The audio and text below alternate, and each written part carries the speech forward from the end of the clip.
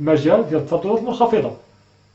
إذا وهادو ما نقدروش نوصلوها بطريقة مباشرة لمجموعة الأسباب. ما نقدروش نوصفوا لها هوائل الاستقبال التقطها لأن الأبعاد ديالو مستحيل التحقق.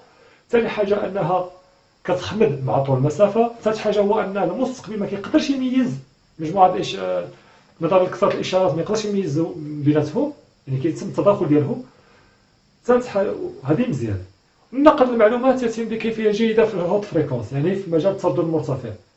إذا حنا داكشي باغي نوصلوه الإرسال ديالو صعيب ولا عنده سلبيات كبيرة ما نقدروش نوصلوه، داكشي ما باغيينش نوصلوه حنا ينتشر بكيفية جيدة. أبعاد هوائل الاستقبال صغيرة جدا وتكاد تكون منعدمة كما كتشاهدوا في البورطابلات الحديثة، ما فيهاش لونطين.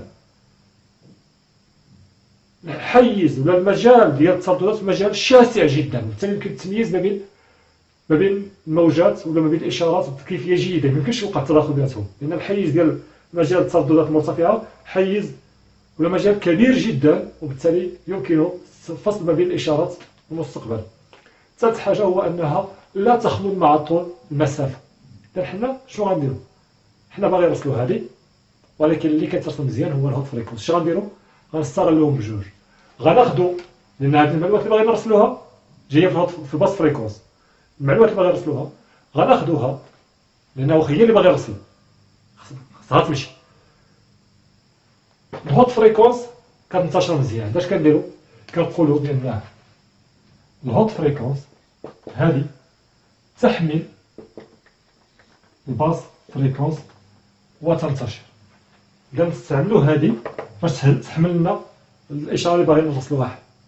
وهنا كتجي عمليه تضمين، يعني خصنا ناخذ المعلومات ديال الموجه ديال الاشاره اللي باغيين نبعثوها اللي هي ذات تردد منخفض، وندخلوها في هذيك اللي غادي تحملها وتنتشر بها، اللي ما عندهاش مشكل في الانتقال، اللي هي الهوت فريكونس، الموجه ذات التردد المرتفع اللي غتاخذها وتنتشر بها. وهنا هذا هو هنا ضروره التضمين. اذا لارسال اشاره ذات التردد المنخفض يجب تضمين لنقل اشاره ذات خلاصه لنقل إشارة ذات تردد منخفض، يعني باس فريكونس، يجب تضمين موجة حاملة ترددها عالي، يعني هوت فريكونس، بهذه الإشارة. يجب تضمين موجة حاملة بهذه الإشارة. الآن شفنا علاش التضمين هو ضروري. الآن غادي نشوفوا أنواع التضمين. قبل باش نعرفوا شنو هما أنواع التضمين، الآن غادي نشوفوا الموجة الحاملة هي عبارة عن توتر التعبير ديالها الثلاجيبية. شفناها في الموجات السابقة بأنها هي كتدخل في الموجات الجيبية. الموجات الكهرومغناطيسية هي موجات جيبية. غادي نشوفوا التعبير ديال دالة جيبية مثلا صغيرة، التوتر الجيبي. إذا التعبير الرياضي للتوتر الجيبي حنا شفناه فين؟ شفناه في الموجات الدورية الجيبية، وشفناه أيضا في الدارة LC المثالية. تعبير توتر جيبي، توتر U de T جيبي يكتب كالتالي. إذا U de T كتساوي لنا U max كوسينوس دو بي في اف في تي زائد في. شفنا حنا في الكهرباء كتبنا دو بي على تي على الدور هنا، دو بي على تي. اف راه هي وحده بحال دو بي في اف على في تي، بحال دو بي على تي على الدور في تي بحال مع. إذا او ار و اف و في هادو هما المعلومات اللي كيميزوا التوتر الجيبي ولا الدالة الجيبية. إذا هذا كيتسمى الوسع بالفولت، و اف هذا التردد بالهرتز، وفي هذا الطور عند الأصل، عند أصل الصواريخ بالراديان. هذا بالنسبة للتوتر الجيبي. إذا فين نقدروا إذا كان هذا هو التعبير مثلا ديال الموجة الحاملة، لأن هي أيضا موجة جيبية. فين نقدروا نحملوا نديروا المعلومات ديال الاشاره المضمنه، فين نقدروا نديروهم؟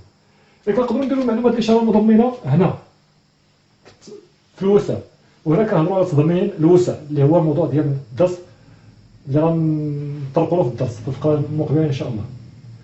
نقدروا نديروا المعلومات هنا في التردد، وهنا كيتسمى تضمين التردد، يعني المعلومات كناخذوهم وندخلوهم في التردد ديال الموجه الحامله. يعني تردد الموجه الحامله كيولي كيتغير حسب المعلومات ديال الموجه المضمنه.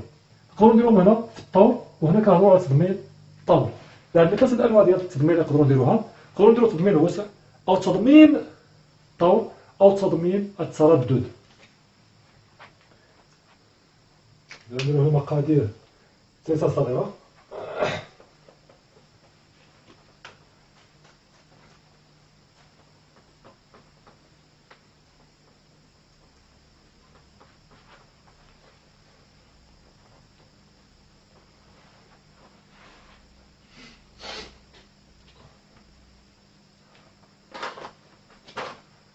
ثلاثة صغيرة.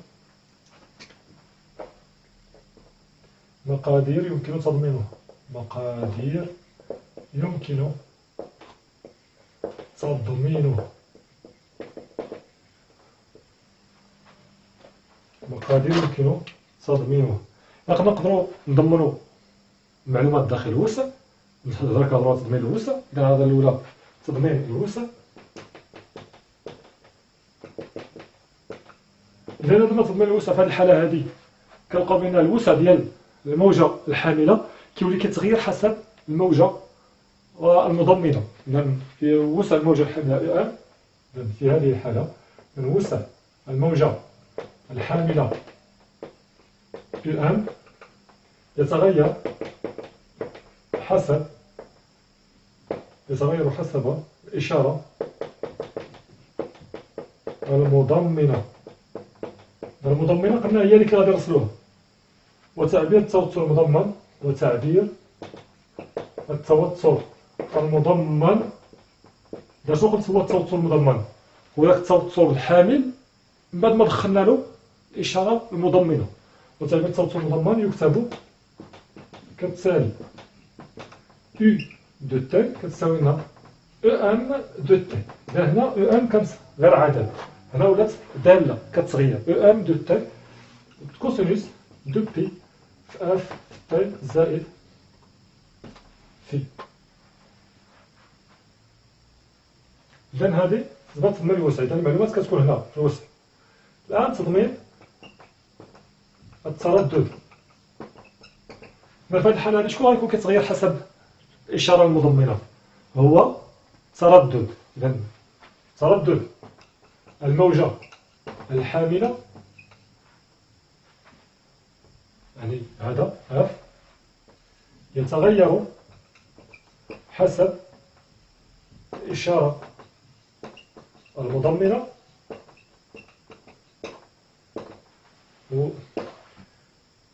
وتعبير التوتر المضمن. يعني كتكون من الموجة الحاملة والإشارة المضمنة وتعبير التوتر المضمن يكتب كالتالي: إذا U دو تي كيساوي لنا أم، هذا يكون عدد، كوسينوس دو بي في اف دو تي، هذه دالة عاد نضرب في تي.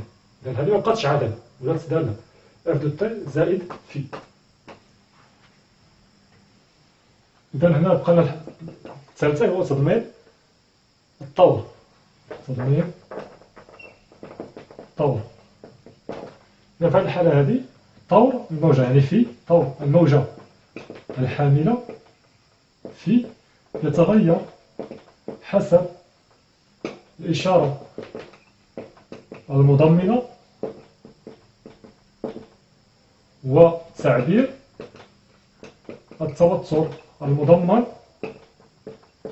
يكتب كالتالي: U دو تي يساوي لنا U ماكس، هذا عدد، كوسينوس دو بي في اف تي، إذا حتى التردد هنا عدد، زائد في دو تي هذه دالة. إذا هنا التردد ولا الطور هو اللي غادي يكون كيتغير حسب المعلومات ديال الإشارة المضمنة. إذا الفقرة الموالية غادي نتحدثوا فيها على تضمين الوسع.